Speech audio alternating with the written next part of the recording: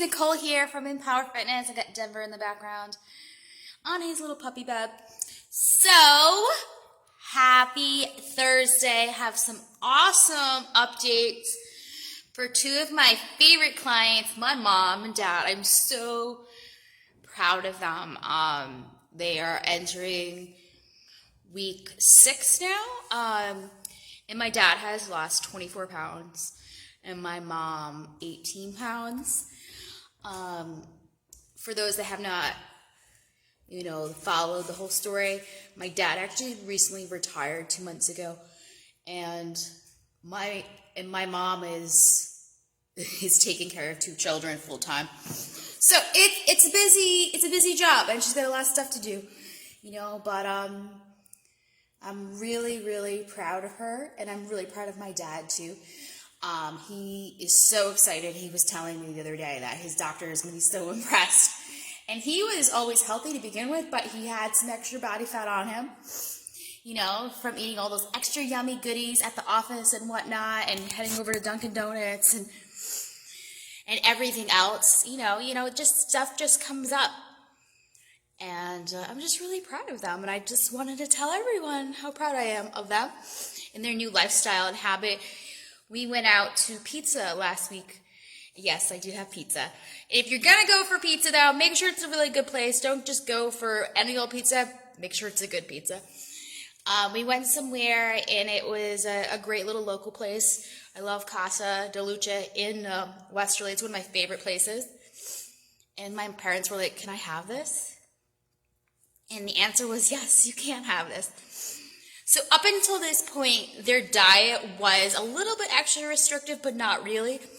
And this is usually about 6-week point, I go into a little bit more in depth about the education of food and learning more about balance. So obviously we have to bring stuff back just a bit. But right about 6, 7, 8 weeks, okay, you can enjoy your little snacky poos if you need to. If you want to have a slice of pizza, have a slice of pizza. But you're not going to eat the whole box. You are not going to eat that entire bag of potato chips. And, for me anyway, I can't have these things in the house because I will legit eat the whole thing. That is my problem. That's my downfall. I have to have it out of sight completely.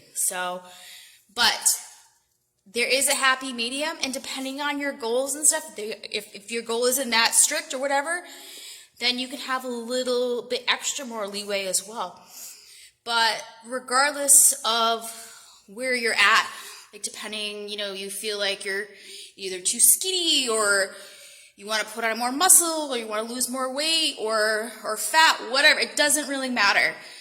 The end of the day, it's about being healthy. Because if you're not healthy and you're miserable and you're feeling like crap, it's going to make everything worse. It doesn't matter. And you could be unhealthy as a skinny person because being skinny doesn't mean you're healthy. And I think we've been brainwashed over the years to think that skinny equals healthy. And you know what? It's really not. So, and that's a whole nother thing altogether that we discuss in the studio. But little by little, I will be branching and opening up the diet a little bit more for my parents, for them to learn, okay, if I have this pizza this day, my carbs are going to go down another day. So we kind of work with their macros. We get a little bit more advanced into their eating habits as well. The other part that is really, really important is why are you eating what you're eating? Are you eating out of boredom or are you really hungry? So many times I'll say to someone, were you really hungry or did you just need a glass of water? So we can do that. Because many times we're eating out of boredom too. When you're in front of the boob tube, what do you want to do? You want to pop something in your mouth, right? You want to eat, you want to eat some bags of chips or have some candy or whatever. I totally get it. I understand. But is knowing why you are doing something, why you're putting something in your mouth. That's half the battle. Because you can exercise all day long, but you know how they say you can't exercise out of bad diet? Because guess what? You can't. Because if you're going to eat like shit all the time and you don't know why, that there's some kind of connection missing there. And having a food journal, writing down everything you eat, yes, I know it's scary, but understanding this cracker and that cookie or whatever is a good key to understand and why you're actually eating it as a whole too. So when we went out to pizza last week, my parents were like, we're really going to get pizza? I'm like, of course we're going to have pizza. We're not going to eat the whole box. And it was really nice to enjoy a nice meal with my family, my parents, and have a great slice of pizza as well. So we got some nice memories. I carb loaded a little bit for my workout the day after. And then we moved on. We walked a lot after that. And then life went on. We didn't worry about it.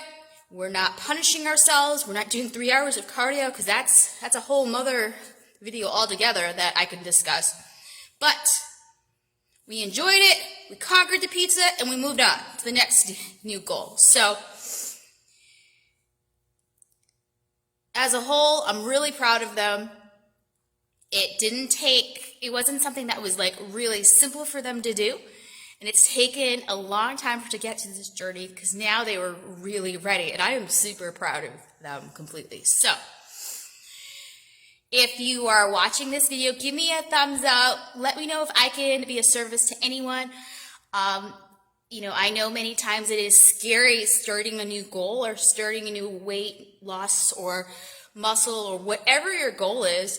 It can be really scary. It's a scary process thinking, okay, what happens if it doesn't work? But you know what? What happens if it does work? What happens if you put 150% of yourself into it and it becomes amazing? So that's fuel for thought right there. You have a good one, and I'll talk to you later. Bye.